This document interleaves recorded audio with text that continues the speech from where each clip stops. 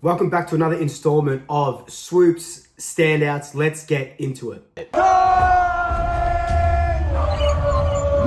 Before we jump straight into it, link down below for my merch, hats, t-shirts. This is a singlet that I've cut to take to the gym, but there's a bunch of t-shirts. There's a couple of hoodies left as well, getting into winter, so they're perfect.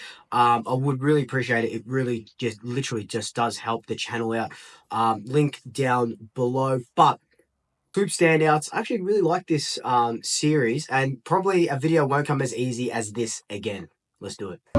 This video pretty much writes itself after the incredible win against the Bombers on ANZAC Day. Steele Sidebottom wins the ANZAC Day medal, so what better place to start than Steele, as we'll go with 5 players, and he was clearly best on ground. Now, Steele, 34. Last time he won the ANZAC Day medal was 2016, so almost 10 years after his first one, he wins a second one, becomes a multiple-time ANZAC Day medalist. One behind Pendlebury. Pendlebury has got 3, James Hurd has got 3, and now Steele has got 2. 35 disposals, 22 of those contested, nearly 600 metres gained, 15 clearances. He just played the wet weather conditions really, really well. And when you're playing wet weather, you're taking territory, and that's what he was doing. Look, he did go at 45% or so disposal efficiency, but that was because when he was getting the ball, he was kicking it long, just trying to get that territory, because, like I said, it does become a territory game.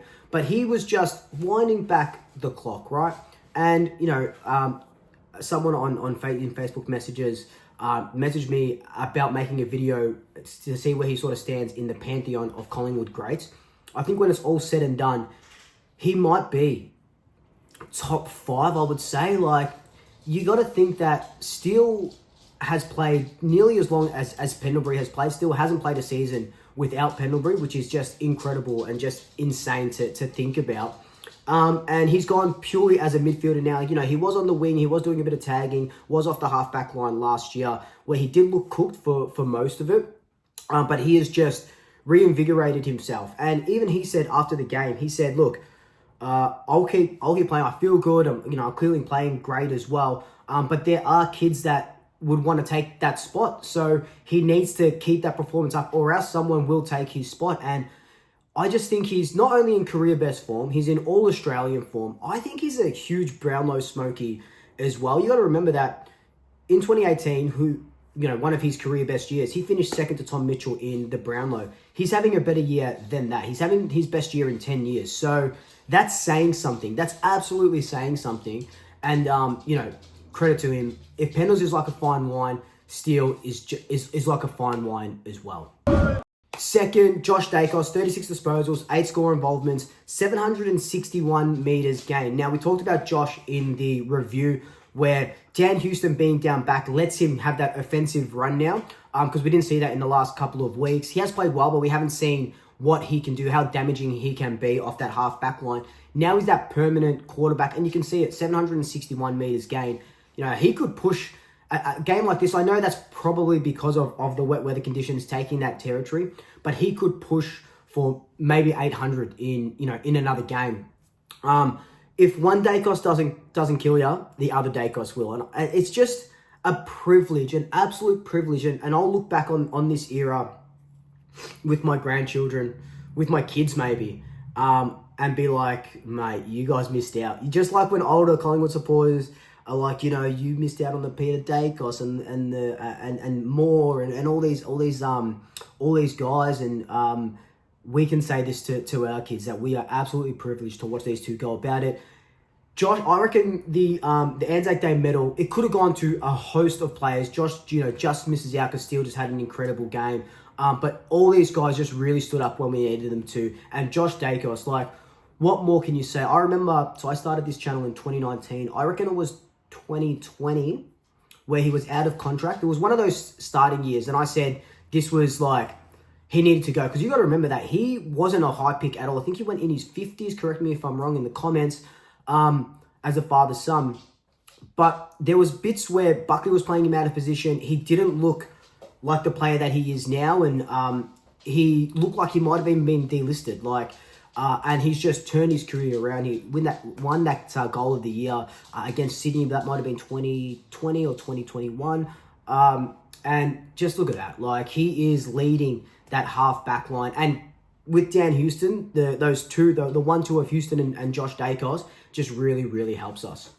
So I've got Nick Daicos as third best on ground, 31 disposals, 7 tackles, the most of anyone on the ground. Second best was Quaynor with 6, 9 inside 50s, and 11 clearances. Now, Nick Daicos, if Steele Sidebottom played to the conditions, he's trying to gain territory. Nick Daicos tried to play dry weather football in a wet weather game, getting those 1-2s, again, trying to gain territory, but in his own Nick Daicos way.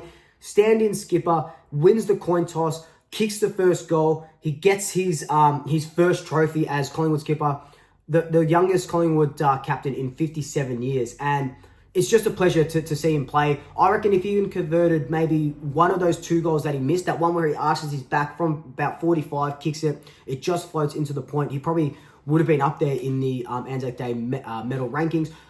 He didn't get a vote in the ANZAC Day medal. I think he was, obviously I've got him as third best on ground. His disposal efficiency was a bit better than Steele Sidebottom, so I can see why Steele won the medal, but just, like, I'm running out of things to say about Nick.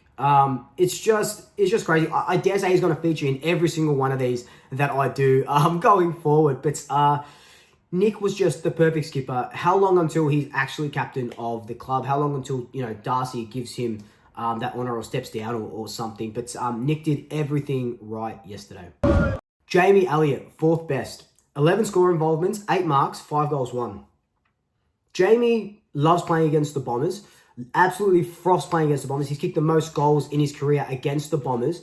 And he was just everywhere. And not only was he a presence up forward, kicking those 5 goals, but the way he leads, the way he presents, the way he puts that pressure on. And this was the perfect game for either Jamie, Bo, or Bobby to sort of step up and kick a bag. And it just happened to be Jamie. He loves turning to the crowd, loves putting his arms up. Are you not entertained? That gladiator sort of deal. Jamie's been one of my favourite players for so long. And even him, to come back from last year with his foot nearly retired because of it, and he's just getting better with age too. What is he, 31, 32? These old guys, man, too old, too slow, too bloody good. Like, this game was just proof that experience matters. Experience matters, and that's why we keep those older heads around, because they can keep going, because they're still so good. And what I love about Jamie's performance was that he just never he just never looked out of the game. If he just kept going, kicked those 5 goals. I remember that one where he marked it, they got called play on, deep in the pocket, and then he kicks and snaps out of instinction. Is that the word? Instinct, out of instinct. What am I talking about? Out of instinct was just incredible to see, and 5 goals. I think his biggest bag was 6 against Adelaide a few years back, and I thought he was going to kick 6. I thought he was going to get 6, but Jamie just leading that forward line like he always does, and coming off his 200th game last week against Brisbane. Now, my 5th best player to round out Swoop's standouts was Jeremy Howe. 9 marks, 12 intercepts, 8 spoils. In the absence of Darcy Moore, Jeremy Howe, Billy Frampton really stood up. Like I said, Peter Wright, Nate Caddy, big players, they're always going to get those goals. But for Jeremy Howe to just sort of stay under the ball, mark it when he needed to, 8 spoils, 12 intercept possessions. I think that was the most of anyone on the ground for a Collingwood player anyway. There was that one little fumble where the Bombers did get that 4 goals in a row where he just waited for the ball to sort of hit, and it fell short, and then Essendon go on, kick that first of their 4 goals. So there is a little bit to clean up, but I thought in the absence of Darcy Moore, Jeremy Howe just had an absolutely ripper game. And again, all these players have been written off over these last few years, especially Jeremy Howe in 2023 with the arm break and stuff like that. To just come out and play like he played without the notion that Darcy Moore was going to be there to protect him. He has Billy Frampton. I think he was just absolutely incredible. Now, my special mentions, I like doing special mentions at the end of this. Darcy Cameron did what he could against Gold Team. We lost the hitouts, but we won the clearances. What did Darcy end up having? 16 disposals, kicked a really nice goal, 5 clearances. So he did what he needed to do, was dropping back like we suggested that he would drop back without Darcy Moore there. Scott Pendlebury, 31 disposals, kicked 2 behinds. Set shots aren't Pendlebury's chalk and cheese anymore. But 400 metres gained, 31 disposals, 2 tackles, 3 clearances, 80% efficiency. Giving them off to Nick. Sometimes, like I said yesterday when I was talking with the guy that I sat next to, Mark, Pendlebury was a little bit too Nick Daicos conscious, where he was giving off to Nick when he shouldn't have. Should have just bombed it long, get that territory, but that's okay. Still had a great game. And Ned Long in the wet, 22 disposals, 4 tackles, a clearance, lots of pressure.